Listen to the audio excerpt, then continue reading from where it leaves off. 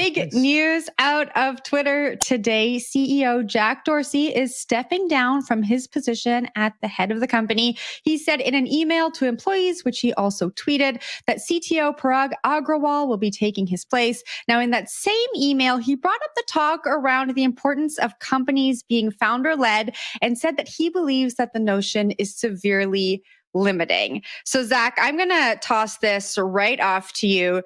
Do you agree with him? I tend to agree with him. I think that founders, companies are often their babies, right? And then they grow and they become these enormous things, and then it's really hard for them to let go. So I think this is quite an interesting move for Jack. I'm excited to see where he goes next, but what did you make of his comments in that email? Well, it's big news. I mean, Jack Dorsey is a big figure in the crypto space for sure, notably for his Bitcoin advocacy specifically. So the fact that he's stepping down from Twitter, I think, is quite interesting. And there's already been a lot of speculation as to whether or not he'll be focusing more on his Bitcoin efforts, whether through Square or some of the other initiatives that have spun out from his corporate empire. So interesting to see the change of pace here. Also interesting to see the market reaction to this news. Twitter stock was up on this news, which I wouldn't have necessarily have guessed. Either that's bullish on not multitasking, or just someone has been leading a charge for different leadership atop this social media network. So interesting to see. Really curious to see if his plans change. CoinDesk was told by a source at Square that his plans there will remain the same, but it's going to be interesting to see if his remit expands to more of the financial services stuff that he seems passionate about. But yeah, I'm going to toss this up to George. Yeah, I want to say something briefly before I think Naomi wants to jump in, because I can just see her getting ready to go off on this. I'd first say that Jack is doing it. I know I'm speculating here, but I think he's going to be focusing more full-time on Bitcoin. So somewhat telegraphed when he said at Bitcoin 2020 in Miami that if he wasn't working on Twitter plus Square, then he'd be working on Bitcoin. The fact that he was a CEO of two companies at the same time was insane to me. And Jen, to your point about being founder-led and standing on its own, I'd make a really good argument that Jack, in the eyes of the shareholders and in the eyes of those who want to,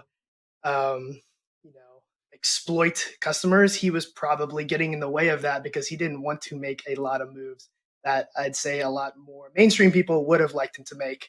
To that, I want to throw a alley-oop up to Naomi so she can go off on this. All right. Well, I mean, your comment about he's the CEO of two companies, and that's crazy. Meanwhile, Elon Musk's like, hold my beer. I'm about to start my 57th, but it's going to be incredibly successful.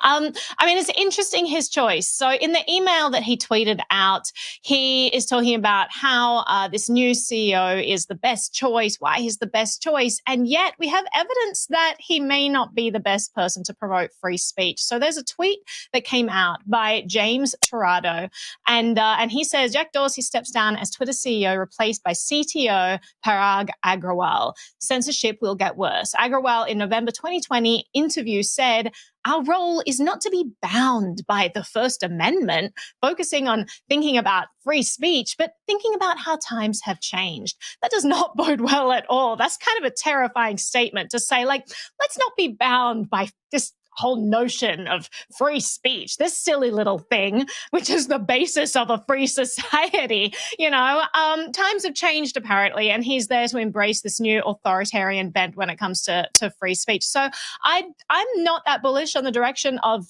Twitter, given this news and given Agrawal's comments in the past. And also, I mean, it brings up questions to me because we know that Jack was really leading the charge when it comes to a decentralized Twitter variant. He was really about the free speech. He knew that centralized platforms get in the way of itself. In a very famous hearing last year, he said that, he doesn't think that Twitter should have control over what people say. He doesn't think the politicians should either. And so he's focusing on this decentralized effort of building this new sort of decentralized era of Twitter-like products. And so it's interesting, like, is he going to be still continuing that? Because in order to interface with something like Twitter, you kind of need to have inroads into Twitter. And he's apparently sticking around on the board until like May, he said, and then he's leaving completely. He's not even going to stay on the board. So he will have no say in kind of guiding that process. It makes me wonder whether there's going to come this, alternative app, or whether there will be something that can plug into like a Twitter API. So it's just kind of an interesting turn of events that I didn't expect at all. But Jen, I saw your hand go up.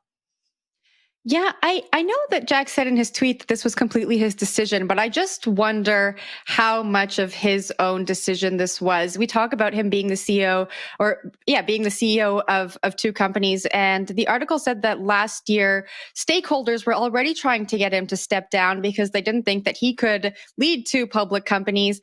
And just when we look at the profile of the CTO who's stepping into the role, I also wonder how stakeholders felt about Jack's vision for the future. It seems a little contradictory to what Twitter has built. So I really wonder about the motivations there. I wonder, and maybe we'll see some more information come out.